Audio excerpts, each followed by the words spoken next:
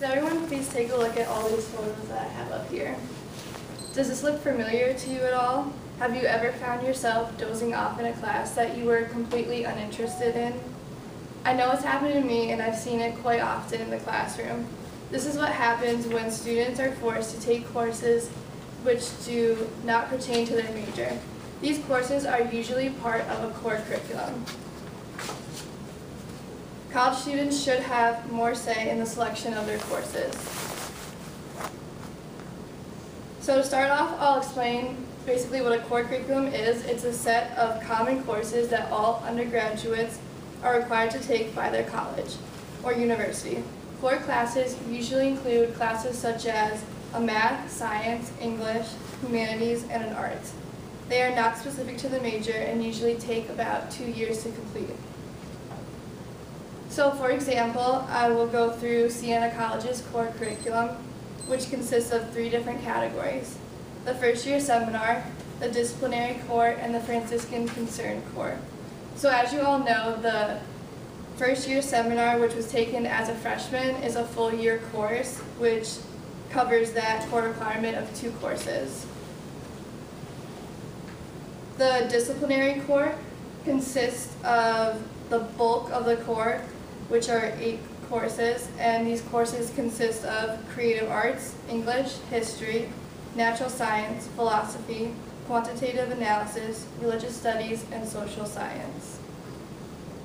And finally, the Franciscan Concern core consists of 4 courses, which include heritage, diversity, social justice, and nature.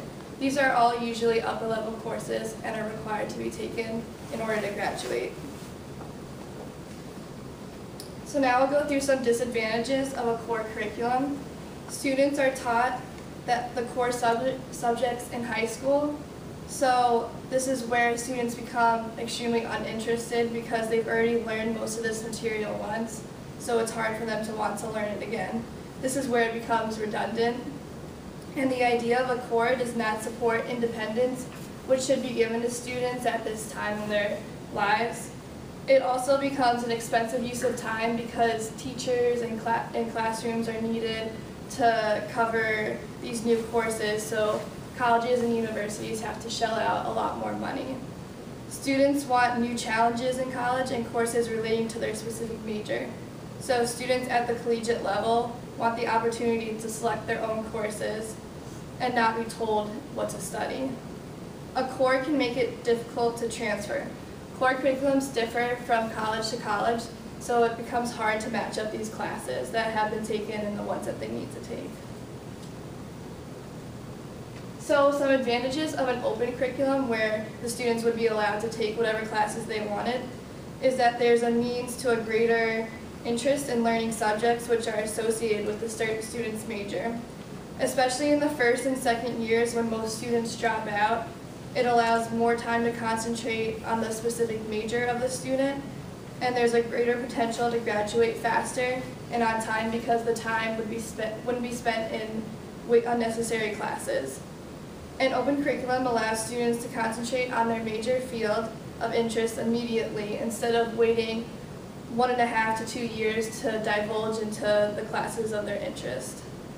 And it's proven that students simply perform better due to genuine interest. So well-rounded education versus specialized education. I'll start off by explaining what those two are. Well-rounded education is being knowledgeable in all areas, while specialized education is having an expertise in a specific field.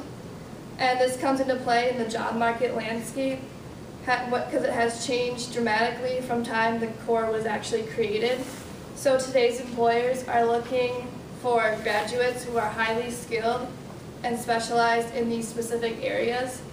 These specialists can start work immediately, and this saves employers the expense of additional training. Students need to separate themselves from these masses so they can make themselves more marketable to these employers. So well-rounded education is simply just too general, and it's not attractive to these employers. So the cost of the core. The requirement of the almost 2 full years of core classes is just too high, and almost forces students to get their MBA if they are to specialize in a certain major. This idea is really expensive for a student at this time in their lives. Also, unlike public schools, students are paying for their private education, and if you're paying for something, you should be able to decide what exactly you're paying for. Uninteresting core classes are contributed to the high dropout rate as students lose interest in the first 2 years. This has become one of the biggest costs of the core. And I found in an article in USA Today that 53% of students in a 4-year college are graduating in 6 years. So it's taking them 2 extra years to take all their core classes, all their classes related to their major, which is a big problem. And in the end, well-rounded education is just losing its edge. So I read an article by Robin Keister titled "Why Core Curriculum is Unnecessary at a Collegiate Level." And in it, some of his key points to his arguments were that it soaks up tons of time and money, it's repetitive, core classes do not meet the students' future needs, and a more practical course would be beneficial to the students. So these points were basically what I found through my research, so they matched up pretty well. They were proven true. So changes are happening today. Today, colleges and universities are working on removing their core curriculum. There are only 4 schools in the United States that have a completely open curriculum. In these colleges and universities, the students are able to go in and decide exactly what courses they want to take, and there's completely no core whatsoever.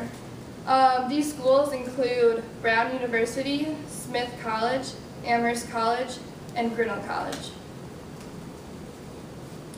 So over 100 other schools practice a modified core curriculum. It's not completely open, but it's not completely closed.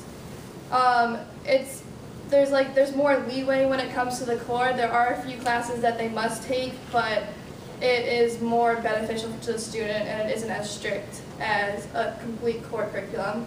To name a few of these, we have Colgate, Hamilton, and University of Rochester, which you may all know. Through my research, I came across a blog from a student of the senior class of 2009 from Brown University. I found it to be very interesting because Brown was one of the only universities out of 4 that had a completely open curriculum. And as I was reading her blog, I really liked one of her quotes where she said, "People don't come here for the ability to avoid, but for the ability to explore." And I thought this was really true. Like, college is a time to explore your areas of interest, and this is where the core kind of inhibits that. And that's why a lot of people go to Brown, is so they can explore their interests due to their completely open curriculum. And some statistics that I found throughout her blog were that over 50% of first-year students take a math course, 87% of students fulfill a humanities concentration, and 95% fulfill social science and science requirements. So even though these students aren't required to take any certain classes, they're taking the initiative to take these classes, and they're eager because they're not being told what to take, they're not forced to take them, they're taking them just out of pure interest, which I find really interesting.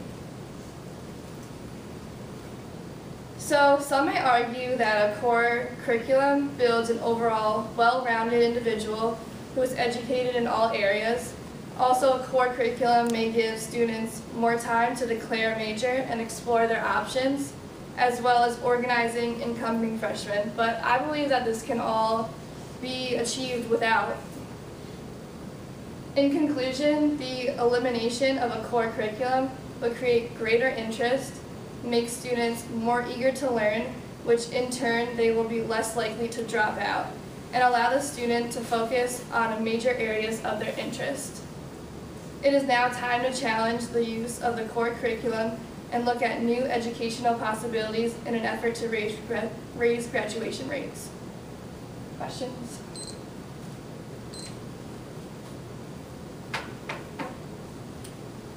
Do you have a small list of specific courses that you would advocate to be part of a core?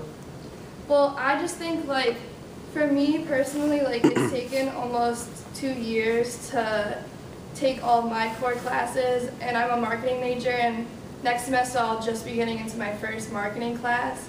So I feel like these classes are, like, getting in the way of, like, what I want to do in the future, and I feel like right away we should divulge into, like, the courses that are a part of our major. Like, if you're a finance major, like, go into finance classes, math classes that apply to that, instead of going through, like, something like a music class, which I was in last year, which has absolutely nothing to do with what I want to do.